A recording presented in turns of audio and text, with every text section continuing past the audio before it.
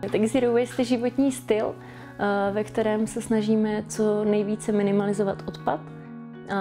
Základních 5 pravidel, kterými se jako řídíme, je takzvaných 5 R z anglických slov. Začíná to refuse, odmítnout ty jednorázové prostředky a věci. Reduce je omezit naši spotřebu.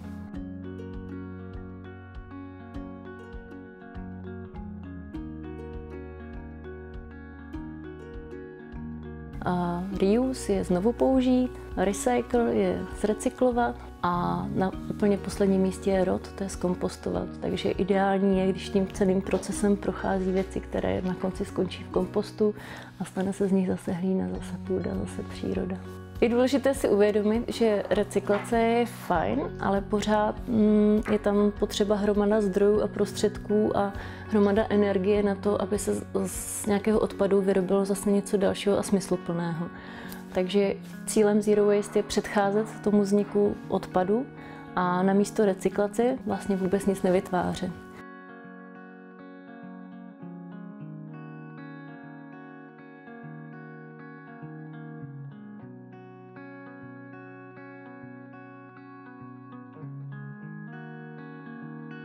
Já Zero Waste přikládám spíš jako nulové plýtvání, než jako nulový odpad, i když u nás se dost často říká bezodpadová domácnost nebo domácnost bez odpadu, což mimochodem je název knihy, která právě mě k tomuhle životnímu stylu přivedla. Už dříve jsem viděla video od Lauren Singer a viděla jsem tehdy její video, kde právě ukazovala, kolik odpadů produkuje. A přišlo mi to právě hrozně jako nereálné. Když to ta knížka mi dala takový reálnější pohled na to, jak se to dá dělat.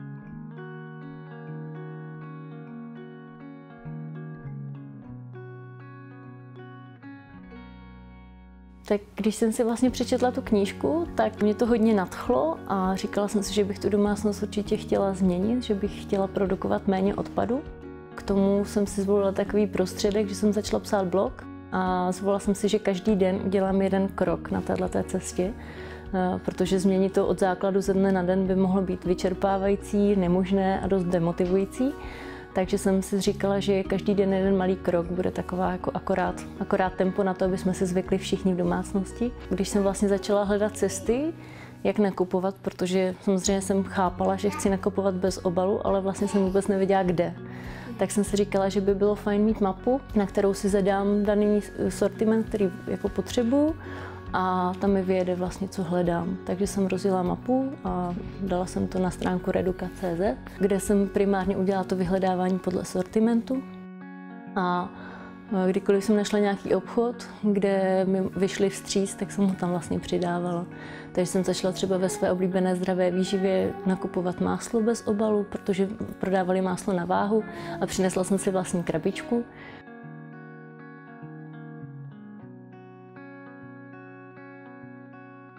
Ušila jsem si pytlíčky ze záclon, ze starých povlečení jsem si udělala zase na chleba pytlík. No a pak přišly takové ty další věci, co jsou kolem, jako je nějaká drogerie, bambusový kartáček. Prací prostředek jsem vlastně už měla delší dobu, už vlastně před Zero Waste domácností jsem prala v pracím slizu a přišla jsem na tuhá mýdla, to byl taky jako jednoduchý krok z tekutých přejít na tuhá. A další cesta byla u šampónu, protože tam jsem hledala dlouho cestu, která mě nějakým způsobem vyhovovala. A vlastně celá ta cesta byla furt takový pokus omyl, že co jde, co nejde.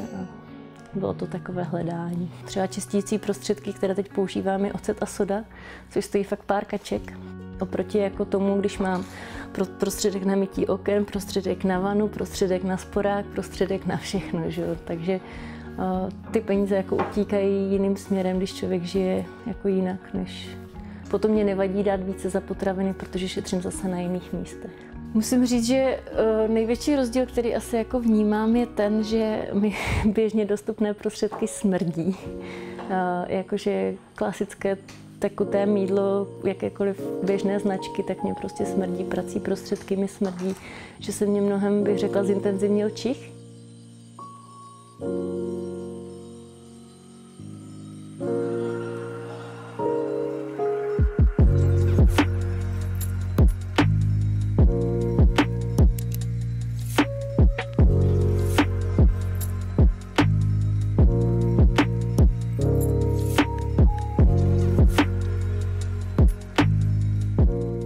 že ačkoliv se tomu věnuju už vlastně skoro 2 roky, tak manžel třeba tak daleko jako já není.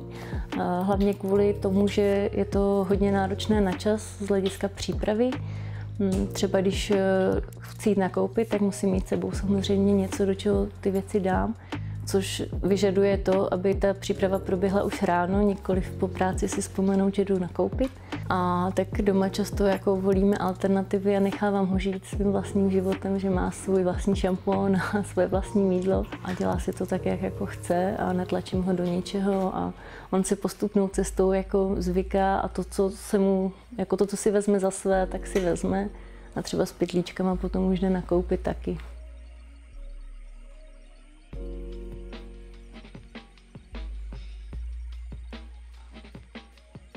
Tu knížku dostala před 2 lety, takže můj starší syn měl 1,5 roku v té době. Ale já už jsem hodně, nechci říct úplně ekologicky žila, ale vždycky jsme recyklovali, to už považuji za takřka standard. Používala jsem látkové plíny, oblečení jsme měli z druhé ruky, spoustu hraček máme z druhé ruky, protože mám sourozence a třeba s mým tátou mám dohodu, že nám nebudou nic kupovat, ale budou nám dávat ty hračky po sourozencích k různým příležitostem. Moje děti mají ten život trošku jiný v tom, že vlastně spoustu věcí mají z druhé ruky a osobně se dost snažím omezovat, co dostávají, aby toho nebylo kvanta. Chodíme do knihovny a půjčujeme si knížky, jsou vlastně zvyklí, nebo učíme se neplýtvat absolutně, jak jídlo, tak vlastně zdroje jakékoliv. A hodně je vedu a vychovávám k tomu, aby neničili věci, aby si na ně dávali pozor a měli ten smysl, tu hodnotu těch věcí.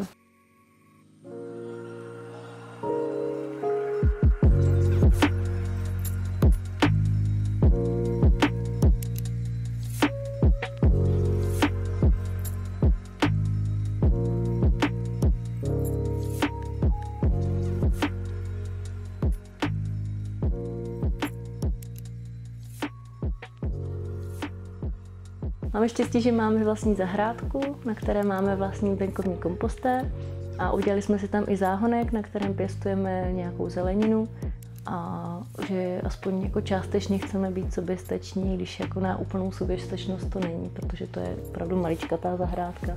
Když si s něčím nevím rady, tak asi jako hledám, jak to dělají jiní, nebo na Facebooku je dobrá skupina, kde si lidi navzájem radí, jmenuje se Bez odpadu CZSK.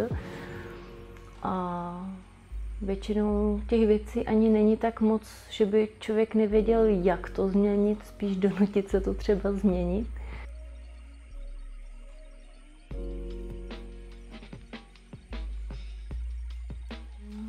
Motivaci mám asi taky primárně vlastně vůči těm dětem, protože je chci naučit zodpovědnému životu a navíc se cítím zodpovědná za to, co jim tady nechám.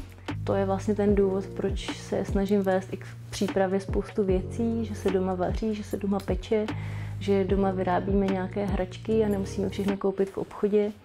A ten čas to sice zabírá, ale já už jsem říkala vlastně, že když společně trávíme ten čas a třeba společně pečeme, tak je to sice čas, který nějakým způsobem vlastně v uvozovkách zabijeme a mohli bychom si ty sušenky jít koupit. Ale je to ten čas, který trávíme spolu jako rodina, takže pro mě to ty hodnoty má. Takže to je asi pro mě největší motivace. Nehledě na to, že nemusím každý týden vynášet koš.